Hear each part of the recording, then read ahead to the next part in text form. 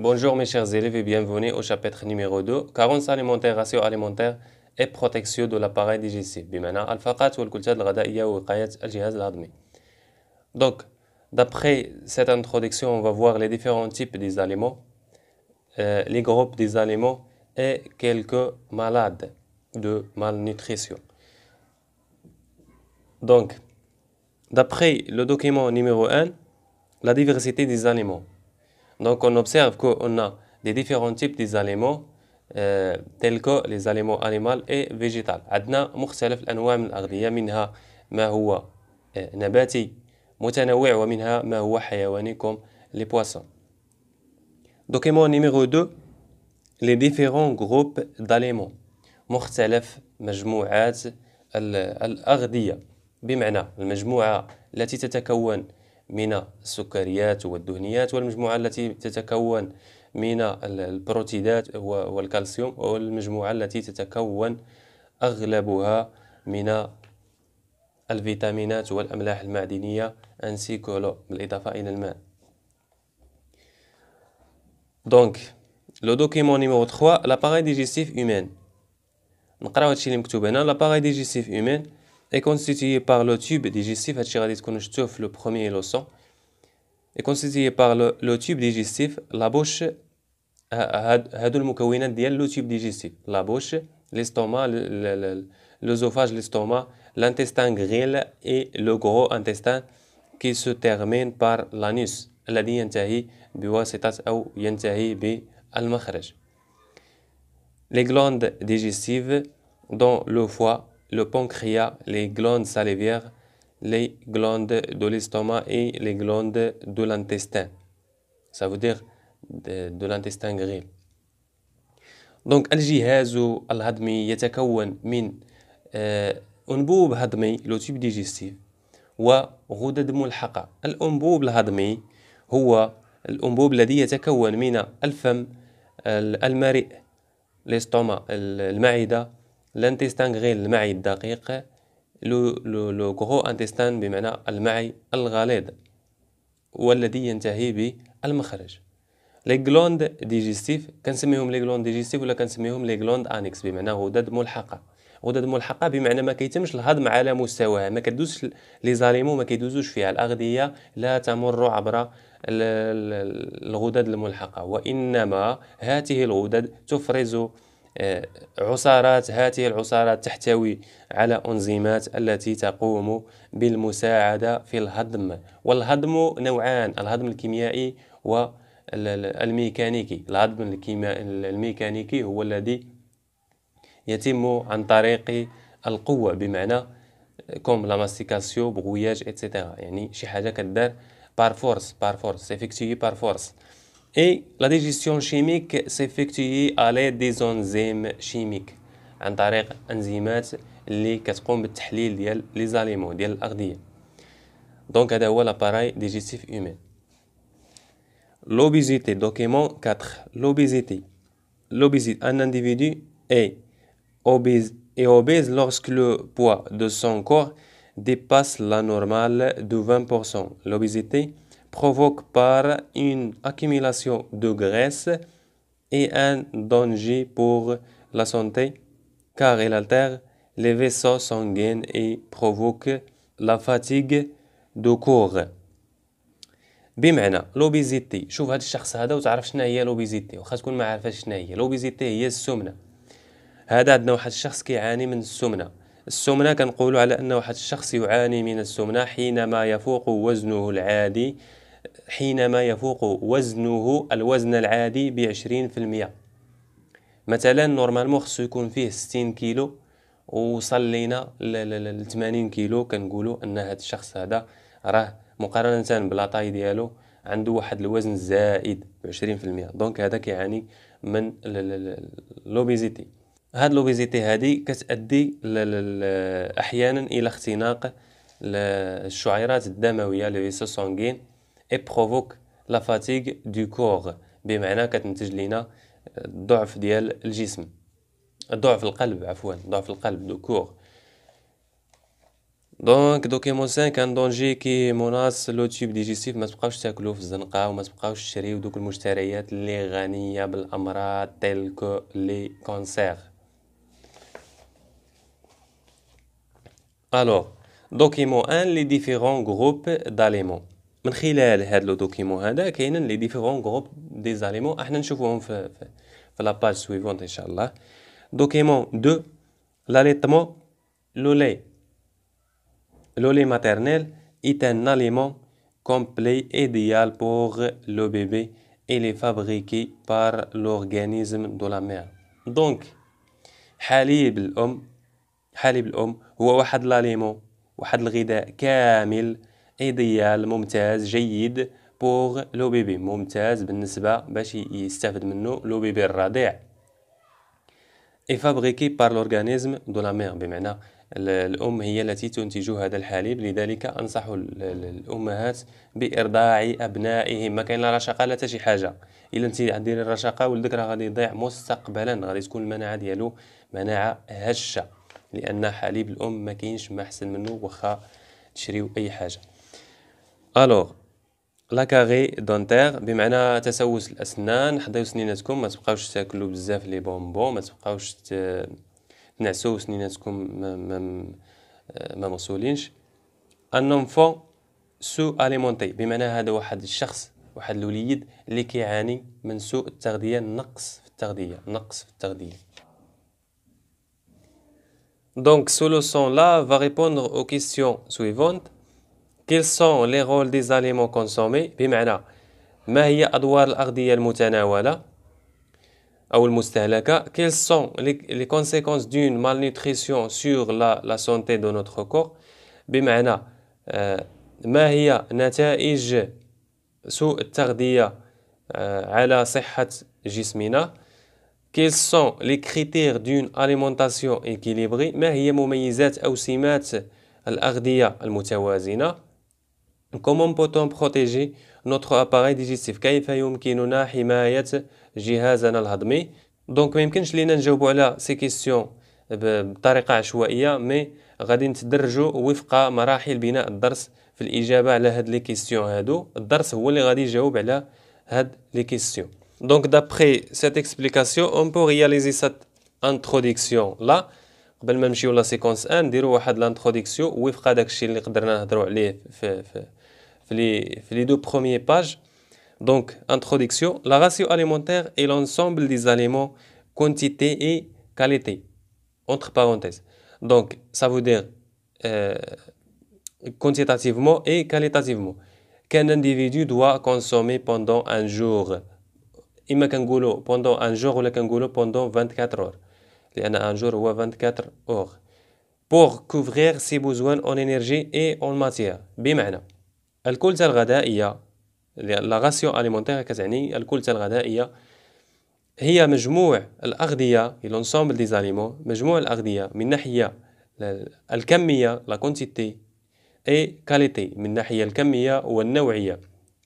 كان individu doit consommer pendant un jour بمعنى اللي يقدر يتناولها واحد الشخص خلال يوم أو خلال 24 ساعة pour couvrir ses besoins en matière et en énergie، من أجل سد حاجياته الطاقية والمادية en matière et en énergie. Donc on passe au séquence 1, rôle des aliments dans la satisfaction des besoins du corps. بمعنى دور الأغذية في تلبية حاجيات الجسم. Je pose le problème. Notre corps et nos organes ont besoin de toutes les catégories d'aliments simples. بمعنى جسمنا وأعضاؤنا بحاجة إلى جميع أنواع الأغذية البسيطة. وكما قريتوا في الدرس الأول، الأغذية البسيطة كتكون من هي عبارة عن دهنيات وسكريات وبروتينات، لي ليبيد، لي غليسيد et بروتين بليس les vitamines et sels minéraux et l'eau. Donc, quels sont les rôles des aliments consommés؟ ما هي أدوار الأغذية المتناولة أو المستهلكة؟ Comment les classer en fonction de leur constitution؟ كيف يمكننا ترتيبها حسب مكوناتها؟ Activité 1 utilité des aliments بمعنى فائدة الأغذية. Alors, le document 1 représente la composition moyenne de certains organes du corps humain en pourcentage. دونك هادو عندنا لي زورغان وهنا عندنا لي كومبوزيسيون ديالهم اون بورسونتاج. لي ميسكل لو شحال اون بورسونتاج 70%. نمشيو هكا، هذا عضو نمشيو معاه، هذا عضو كذلك نمشيو معاه حتى نسالي. بوغ لي ميسكل قلنا اللي هما العضلات شحال كيحتاجوا ديال الماء، كيحتاجوا 70، كيحتاجوا 70% ديال لو ديال الماء. لي سيل مينيرو ما بين 0.5 و 1 كيحتاجوا، يعني الاملاح المعدنيه لي ميسكل كيحتاجوا ما بين 0.5 و 1. كيحتاجوا كذلك من لي غليسيد 0.5، كيحتاجوا كذلك اللي هما السكريات، كيحتاجوا كذلك من لي ليبيد ما بين 5 و 10%، كيحتاجوا من لي بروتيد 20%. اوتر سبستانس كيحتاجوا دي تراس بمعنى اثار فقط. لو سونغ شحال كيحتاج ديال الماء؟ كيحتاج 90% دو لو. الدم كيحتاج 90% من الماء، وكيحتاج من الأملاح المعدنية 0.7% فقط، من السكريات 0.1 فقط، إلى غير ذلك. لو سيرفو شحال كيحتاج من الماء؟ 60% ديال الماء، وكيحتاج هاد باقي النسب. لا مويان 61 5 0 3 13 16 لي تراس. دونك شنو نقدروا نستنتجوا من خلال هاد لو طابلو هذا؟ Donc on peut constater que tous les organes de notre corps sont constitués à plus de 60% de l'eau. بمعنى كاع الأعضاء ديال جسم الإنسان كيحتاجوا أكثر من أولا كيتكونوا من أكثر من 60% ديال الماء. داكشي علاش كتسمعوا باللي جسم الإنسان فيه 70% من الماء. كما كتشوفوا لي ميسكل هادو، لي ميسكل بمعنى العضلات كيحتاجوا 70%، الدم كيحتاج 90%، لو سيرفو كيحتاج يعني الدماغ كيحتاج 60% الى غير ذلك. دونك كاع لي زورغان كيحتاجوا اكثر من 60% ديال الماء. لو دوكيمون نيميرو 2، action de jambes prolongées sur le poids de certains organes. بمعنى تأثير الجوع، بحال غنقولوا تأثير الجوع المطول على بعض أعضاء الإنسان. هادو لي زورغان وهذا ديمينيسيون دو بوا اون بورسونتاج، بمعنى النقص من ناحية الكتلة ديال كل عضو بين هاد الأعضاء خلال واحد الجوع مطول. دونك لي زورغان لو كور القلب نقص 3%، لو سيرفو الدماغ نقص 3%، لي ميسكل العضلات نقصوا 30%، لو فوا الكبد نقص 55%، لاغاط نقص ب70%. دونك دابخي سو دوكيمون لا شنو نقدروا نفهموا كو ان certains organes sont très sensibles aux jeûnes prolongés. يعني بعض الأعضاء هما جد حساسة لهاد الجوع المطول أو صيام مطول. بار اكزومبل لو فوا، ناخذ هاد ليكزومبل هذا، لو فوا الكبد شحال نقص 55%. دونك لو جون برولونجي fait perdre au foie 55%. لاغات شحال نقصت ب70%. دونك ce sont très sensibles au jeûne prolongé. كينقصوا لينا من الوزن ديالهم نتيجة للجوع المطول. On passe au document 3, l'apport énergétique de certains aliments. Les aliments يعني المردود الطاقي ديال بعض الأغذية. لاليمون لا ماس اون غرام، يعني شحال ديال هاد لاليمون اون غرام. لابور انرجيتيك اون كيلو جول، الكيلو جول هي وحده باش كنعبروا الطاقه. لو بولي الدجاج 120 غرام 965 كيلو جول. دونك بوم دو تير 250 غرام شحال فيها اون انرجي 944 كيلو جول اون انرجي. المهم هادشي ماشي مهم، كيمشي كيختلف سولون لي كومبوزيسيون ديال لي زاليمون. نمشيو لو دوكيمون نيميرو 5. دوكيمون 5 فارياسيون دي بوزوان نوتريتيف دان بيبي اون غرام بار جور. هادشي اللي خصكم تفهموا كيفاش كتزادوا كيفاش كينقصوا. لاج اون موا هاد لو بيبي هذا الاختلاف ديال الحاجيات النيوتريتيف، بمعنى الحاجيات الاغتياتيه ديال واحد لو بيبي.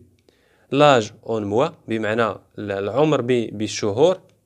هنا عنده 3 شهور، هنا عنده 6 شهور، هنا عنده 9 شهور، هنا عنده 18 شهر. متفقين؟ بوا اون كيلوغرام، هذا لو بوا ديالو هو غادي وكيتزاد. لي بوزوان اون ليبيد، لي بوزوان اون غليسيد، لي بوزوان اون بروتيد. هادشي اللي خصكم تفهموا. لي بوزوان اون ليبيد شحال كيحتاج؟ كيحتاج 90 90 غرام بار جور. زعما فاش كيدير هنا كان عنده 3 موا، كان عنده 9 شهور، كان عنده 3 شهور، كان كيحتاج 90 غرام بار جور ديالاش ديال لي ليبيد، وكان كيحتاج 90 غرام بار جور ديال لي غلوسيد، وكان كيحتاج 10.8 غرام بار جور ديال لي بروتيد. فاش ولا عنده 6 شهور ولا كيحتاج 8 في بلاصه 6، عفوا الوزن ديالو ولا 8 في بلاصه 6. اما لي بوزوان اون ليبيد ولا كيحتاج 120 في بلاصه 90، ولا كيحتاج 112 على بلاص دو 90 بالنسبه لي غلوسيد، ولا عاوتاني كيحتاج 12 في بلاصه 10 فاصله كذا ديال لي بروتيد. باش ما نبقاوش كنطولوا في لا فيديو، نمشيو حتى للاخر. في بلاصه ما كان كيحتاج 90 بالنسبه لي ليبيد ولا كيحتاج 210. فاش وصل لشحال؟ فاش وصل ل 18 شهر من العمر ديالو، بمعنى عام وشي حاجه اي 6 موا. ولا كيحتاج من لي بوزوان ديال لي غليسيد ولا كيحتاج 210 على بلاص دو 90% غرام بار جور، ولا كيحتاج 16.8 على بلاص دو 10.8 غرام بار جور بالنسبه لي بروتيد. بمعنى لا فارياسيون كرواسونت ديال لي بوزوان. محدو كيكبر هو كيحتاج بزاف ديال لي بوزوان. هاد بالنسبه لهاد لو بيبي. دونك اون باس او سيكونس او بيان او اكتيفيتي 2، لي غروب داليمون، مجموعات الاغذيه. هادو هما لي تري امبورطون اللي ما يمكنش يدوز شي دوفوار بلا ما يتحطوا فيه، ولا شي امتحان بلا ما يتحطوا فيه. دونك لي غروب 1 غروب 2، هادو بجوجهم كيتصنفوا في جروب وحده. هاد الجروب وحده كتمتاز بكونها كتحتوي على بزاف ديال لي بروتيد. دونك هاد لي زاليمون هادو سو سون ريش اون بروتيد. عندنا هنا لي زو، وعندنا لو بولي، وعندنا لو بواسون. هادو غنيين غنيين بلي بروتيد انسي كو لي كالسيوم بالنسبه لو بواسون. جروب 2 اشنو فيها؟ فيها لو لي اي فروماج. سو سون دي زاليمون كي سون ريش اون كوا؟ اون كالسيوم. دونك الفروماج والحليب غنيه بالكالسيوم. دابا الا جمعت لي بروتيد مع الكالسيوم غيعطيوني اليمون باتيسور، بمعنى اغذيه. اما كنقولوا كونستركتور ولا كنقولوا باتيسور، بمعنى اغذيه بانيه او بنائيه تتكون من مجموعتين. المجموعه الاولى اللي هي غنيه بلي بروتيد، والمجموعه الثانيه الغنيه بالكالسيوم. هكذا كنكون عرفت شنو هي جروب 1. Groupe 1 c'est le groupe qui est riche en protéines et calcium. Donc نشوفوا لو جروب 3 اشنو فيه افيك جروب 4 اللي غيتصنفوا لينا في الاخير، غيتجمعوا يعطيونا ان سول تيب دو جروب. دونك في هذا لو جروب عندنا لو بور، لويل، كريم، ابا ايتترا. دونك هادو سو سون دي زاليمون كي سون ريش اون ماتيير غراس. بمعنى هاد لي زاليمون هادو، الويل شنو هو الويل؟ هو الزيت. لو بور شنو هو لو بور؟ هو الزبده. كريم، الكريم راكم تعرفوه، لابا ايتترا. هادو غنيين بلا ماتيير غريس، فيهم بزاف ديال لي ليبيد، زعما بحال لا غريس هي الشحمه، فيهم بزاف ديال الدهنيات. جروب 4 حتى هي تدخل ضمن هادي. جروب 4 بان، بات، بوم دو تير ايتترا. سو سون دي زاليمون كي سون ريش اون سكر، اون سكر d'amidon. ديجا كتعرفوا ان l'amidon سي ان سكر d'origine végétale. عندنا هنا بان، بات، بوم دو تير. بان هي الخبز، لي بات راكم تعرفوا شنو هي الشعريه ولا شنو يسميوها، بوم دو تير البطاطس، اتسيتيرا. هادو مأكولات او أغذية غنية بالسكريات تيلكو لاميدون. دونك فاش كنجمع هاد الجروب هادي مع هادي كتعطيني ان سول تيب دو جروب اللي سميتها اليمون انرجيتيك، أغذية طاقية، بمعنى أغذية غنية بالطاقة. داكوغ، نشوفو لو جروب اللي غنصنفوها جروب 3 اللي كتكون لي من 5 و 6، فيها لو لي جو دو فروي اتسيتيرا، وفيها لي ليغوم اي لي فروي. دونك هاد لي جو و هاد لي ليغوم اي لي فروي ce sont des aliments qui assurent le bon fonctionnement du corps. دونك مناش كيتكونوا لينا هادو؟ غنيين بالماء وغنيين بلي فيتامين اي فيبر. دونك هادو كيكونوا ليا واحد لاليمون اللي سميتها، واحد لو جروب اللي سميتها اليمون بروتيكتور. ce sont des aliments qui assurent le bon fonctionnement du corps.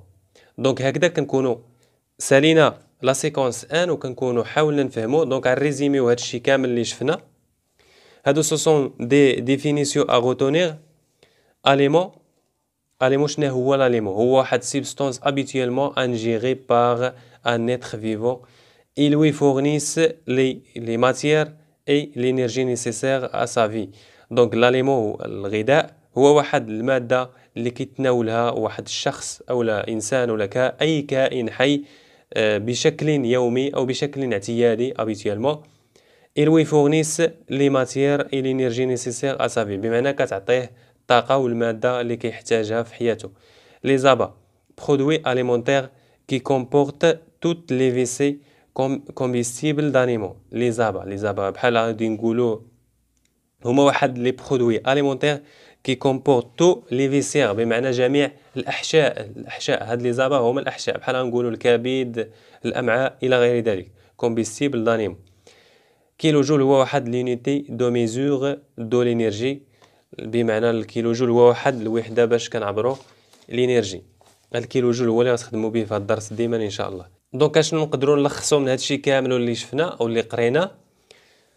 دونك شفنا درنا لانتروديكسيون.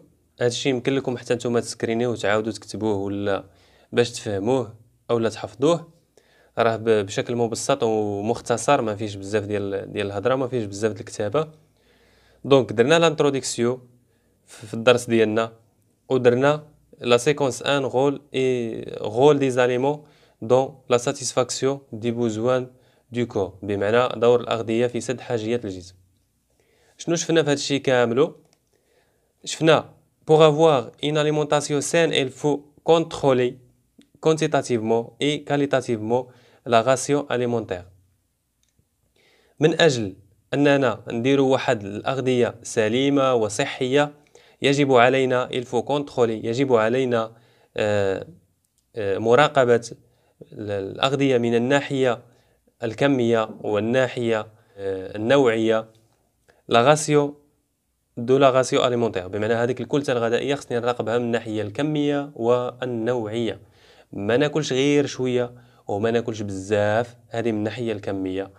اما من الناحيه النوعيه فنحاول ناكل انواع من الاغذيه اللي فيها تكون غنيه بلي زاليمون سامبل تيلكو لي غلوسيد، لي ليبيد، لي بروتيد اي سيل مينيرو اي فيتامين انسي كولو.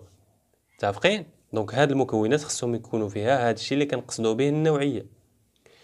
لي جروب دي زاليمون، لي جروب اللي شفنا 6، ولكن كل جوج داخلين في وحده. دونك مجموعات الاغذيه، المجموعات اللي شفنا 6، وانما غادي نقسموهم الى 3. علاش؟ لان كل جوج داخلين في وحده. En se basant sur le rôle des aliments, on peut diviser les aliments en 3 groupes. بالاعتماد على on se basant sur le rôle، بالاعتماد على دور الأغذية، يمكننا on peut diviser، يمكننا تقسيم الأغذية les aliments en 3 groupes، إلى 3 مجموعات. aliments énergétiques، أغذية طاقية riche en glucides et lipides، شفناهم هنا. les aliments énergétiques riche en glucides et lipides، هادو هما les aliments énergétiques، فيهم بور، l'huile، crème، ابا etc. هادو ce sont des aliments riches en lipides. وهنا عندنا les aliments riches اون glucides السكريات، هادو غنية بالدهنيات وهذه غنية بالسكريات اللي هما بوم دو تيغ لي بات ايتترا، فيهم بزاف ديال السكريات بحال لاميدون. دونك هادي وهادي عطاوني جروب اللي سميتها اليمون انرجيتيك، اغذية طاقية غنية بالطاقة وغنية بالسكريات والدهنيات، هما اللي كيعطيونا الطاقة بزاف. اليمون كونستركتور او بيان باتيسور، بمعنى أغذية بانية أو بنائية. مالها؟ ce sont des aliments qui sont riches en protéines، غنية بالبروتيدات بالإضافة إلى الكالسيوم. كيف ما شفنا هنا، شفنا هاد الجروب فيها الكالسيوم بزاف وهذه فيها البروتين بزاف، دونك عطاوني واحد لو جروب اللي سميتها اليمون باتيسور او بيان كونستركتور. دونك هي هادي ce sont des aliments constructeurs ou bien bâtisseurs اللي غنية بلي بروتيد اي كالسيوم.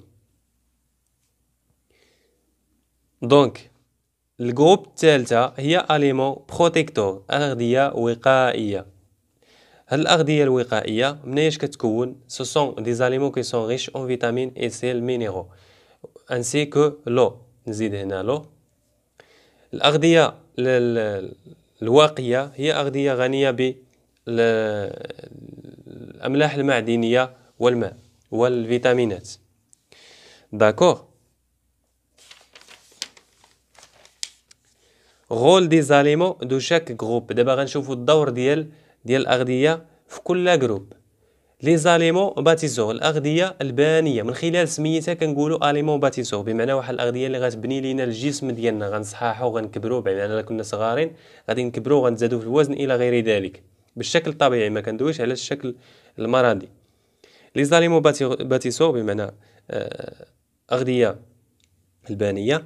اليمون نيسيسير à la formation des os، بمعنى هي أغذية نحتاجها من أجل لا فورماسيون دي زو، بمعنى من أجل تكوين العظام أو بناء العظام وتقويتها.